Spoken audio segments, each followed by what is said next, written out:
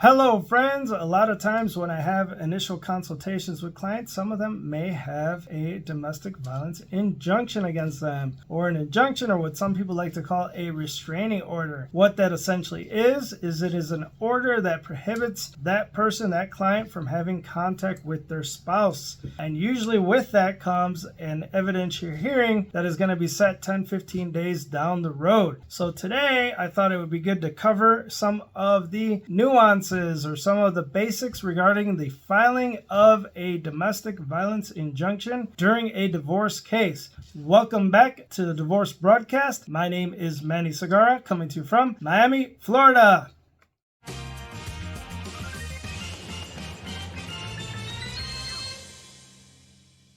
All right, so as I mentioned briefly in the introduction, a domestic violence injunction or an injunction is simply a court order that requires one person to completely stay away from another person. They cannot have contact with that other person. In the context of a divorce, obviously it's between the spouses. So no contact means that the person who has the injunction issued against them cannot contact the other person either live and in person, by telephone, by calling them, by text message, by social media, whether it be WhatsApp or Instagram, by letter or written communication or anything like that. Some injunctions even go as so far to say that there cannot be any third party contact. So the person who has the injunction issued against them cannot ask a relative or a friend to contact the other person on their behalf. The injunction can also prohibit the person who has the injunction issued against them to not be able to go to the other person's either home, their work, where they go to school, sometimes the daycare of the children, their place of worship, or other places that are frequented by the person who asked for the injunction. So keep in mind that the person who asked for the injunction, the petitioner, is the one that keeps the case going until a court either dismisses the injunction or extends the injunction either for a temporary time period or permanently. And also remember that an injunction is a function of civil court. It is not criminal court. However, violations of an injunction could expose someone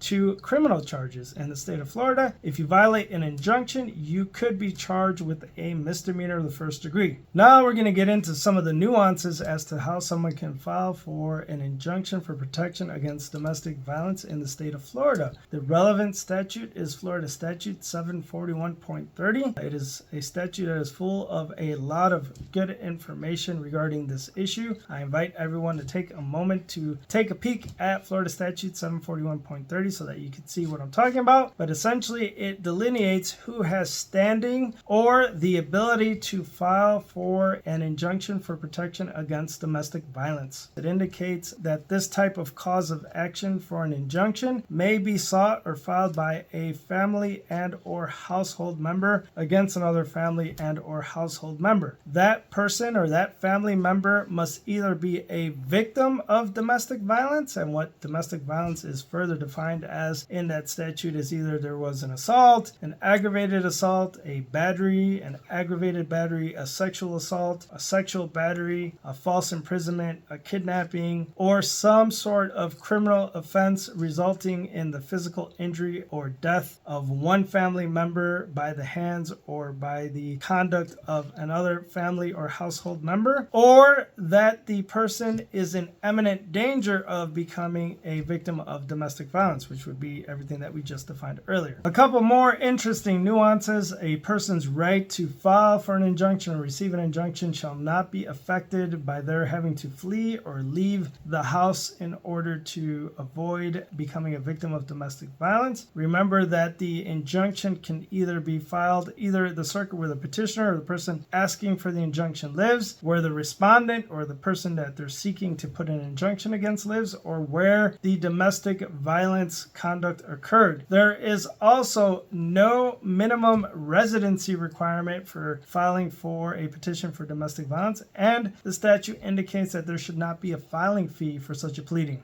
Another interesting tidbit of information is that while the injunction is pending, whether it be a temporary injunction or a permanent injunction, Florida Statute 741.30 indicates that if either party, be it the petitioner or the respondent, files a subsequent action under Florida Statutes Chapter 61, which those of you who watch this show consistently know is the dissolution of marriage or the divorce statute, if an action is filed under that statute, then any orders in that family court case or the divorce case will trump or supersede any inconsistent orders in the injunction when it has to do with issues relating to Florida Statute Chapter 61. What I mean by that, by way of an example, is if there are time-sharing orders in the divorce case that are inconsistent with the time-sharing orders in the injunction case, then the time-sharing orders in the divorce case are going to trump what is indicated in the injunction case pursuant to the Florida Domestic Violence Statute 741.30. Also, interestingly enough, here in Miami-Dade County, there is a local administrative rule that requires that any injunction case that also involves a dissolution of marriage case to be tried or in front of the same judge. So the injunction case may arise in front of a domestic violence court judge. It may be the on-call judge. It may be one of the judges assigned to domestic violence cases in county court. But once a divorce case is filed in the 11th Judicial Circuit of Miami-Dade County, then what happens is that the injunction case is automatically transferred by administrative order to the judge that is handling the family court case. So that is a local rule that applies to Miami-Dade County. So I invite everyone to also check the local rules of their particular jurisdiction to see how injunction cases kind of interact with dissolution of marriage cases involving the same parties. Now we're going to talk about some of the specifics when it comes to drafting or filing these petitions for protection against domestic violence. Obviously, the petitioner is the person that is going to have to go march over to the clerk of court. They have great people there that will be helping the petitioner write up this paperwork. The petition must be sworn to, and it must allege the existence of domestic violence, including specific facts and circumstances upon which the basis of the relief that they're requesting is sought. It must include the last known residence of the respondent, a physical description of him or her, which includes like eye color, height, weight, if they have any scars or distinguishing marks, and it must include a statement of why the petitioner is either a victim of domestic violence, which we went over the list earlier. If there's a police case number, they indicate that, or why they believe that they are in imminent danger of becoming a victim of domestic violence. These are all the necessary things that must be put in the sworn petition for protection against domestic violence. And I just want to remind you again, the actual statute lays it out for you to see. Now let's talk about some of the requested relief in these petitions for protection against domestic violence. When the petitioner goes off to the court, they ask for certain things. These are some of the things they will ask for. First, they will ask for an injunction to be put in place, or injunctive relief. This means they are asking the court to prohibit the respondent or their spouse from having contact with them until there's another hearing or court order. They oftentimes will ask about exclusive use of either the marital residence or the apartment in which they lived with the respondent. They may ask for issues relating to children, whether it be parental responsibility, which they usually ask for sole parental responsibility, or time-sharing schedule, or the implementation of a time-sharing schedule. Oftentimes the courts will grant them exclusive time-sharing. Even child support, they can ask for child support in these petitions for injunction. If the petitioner is asking for relief relating to the children, they will have to fill out a Uniform Child Custody Jurisdictional and Enforcement Act affidavit. And then one of the final things that the petitioner can ask for is that the respondent be subjected to anger control or a betters intervention program. These programs can run anywhere from 26 weeks to an entire year, depending upon the severity of the situation. Once the petition for protection against domestic violence is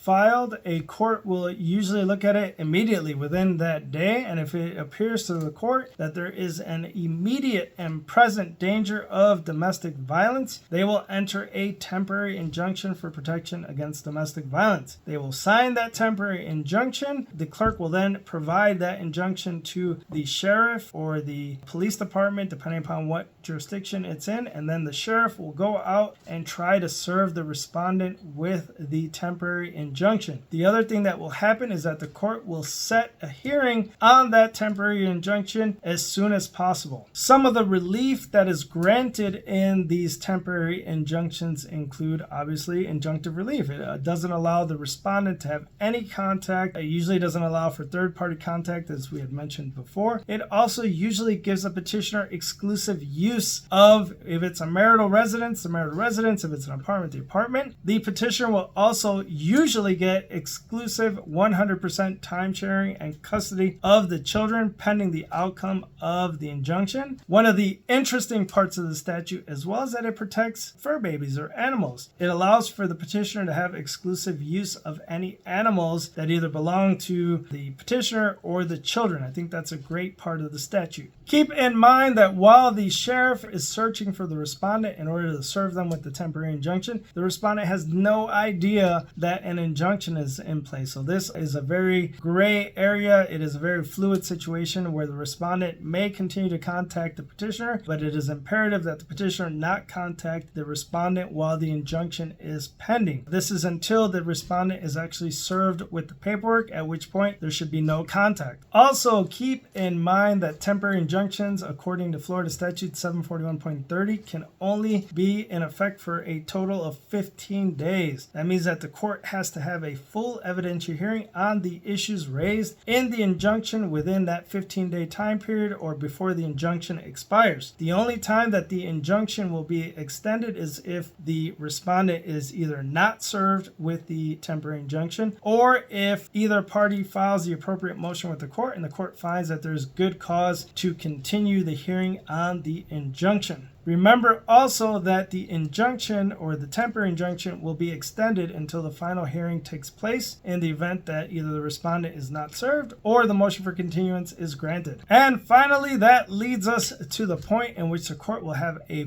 final hearing on the petition for protection against domestic violence. But that, my friends, is a video for another day. So we'd be interested to know if any of you have any comments or questions about some of the initial protections that are provided in a temporary injunction. I found the part of the exclusive or 100% time sharing with the children and the exclusive possession of the animals to be very interesting. So give us your comments and feedback below. If you know anyone that might find this information useful, have them look us up at www.segarralawfirm.com. We have offices in Miami and Orlando, Florida. Se habla español. Do us a favor and like this video. We'd love it for you to subscribe to the Divorce Broadcast, and we will talk to you all soon. Thank you.